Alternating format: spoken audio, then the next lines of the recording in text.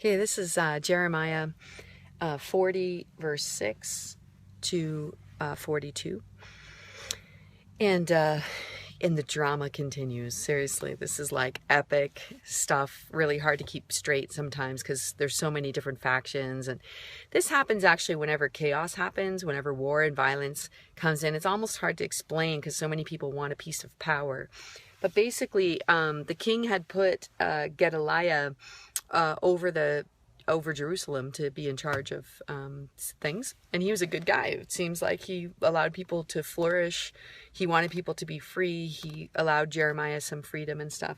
And then this big mean guy, Ishmael, just comes in for power and control and to enslave people again and to kind of stick it to Babylon, but also stick it to the people. He just seems to be a kind of a violent, power-hungry, grabbing sort of a guy.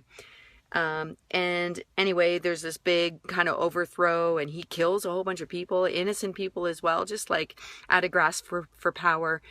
They stand up against him, a group of officers, and then they don't really know what to do because they figure like, now we're really hooped. Babylon's going to kill us and we don't know what to do. So they come to Jeremiah and they say this to him, they say, ask God what we should do. And then they say this, we will listen to him no matter what he says. And this is such an easy thing to say on a front end. You should be careful. Lots of people say, I'll just, whatever he wants me to do, I'm going to do it. And then, when it comes to actually doing it, they're like, except for that, when I said anything for Jesus, I didn't quite mean that, And these people make that mistake, and God makes it really clear 10 days later. So there's a bunch of things in here. I think one is the fact that they don't know where else to go. So they're seeking God. And that happens to us a lot, doesn't it? And then some other options present themselves and we just kind of put God's option up against all of our other options and we take the one that makes the most human sense. In my experience, the one that makes the most human sense isn't always God's option. Because God is not in the human sense business. Paul says it's foolishness most of the time, the gospel for those who are perishing. It doesn't even make any sense what God calls us to do in the natural. But God has a way. And so there is a sense in which their posture's right when you're stuck. Sometimes you just need a word from the Lord.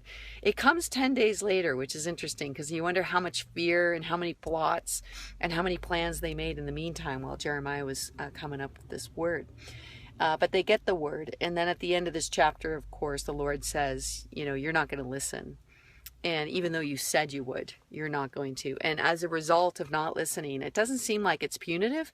It's just the consequences when we don't listen to God, and specifically when he gives us a direct word and we don't listen to that, like we're in trouble. The consequences of that are that we miss out on what God's plan was.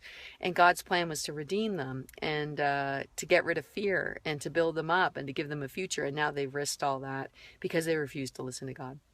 Don't risk missing out on what God has planned for your life because the plan of God doesn't make much sense to you. Listen to him. He knows what he's doing. You can trust him. I hope it helps you today.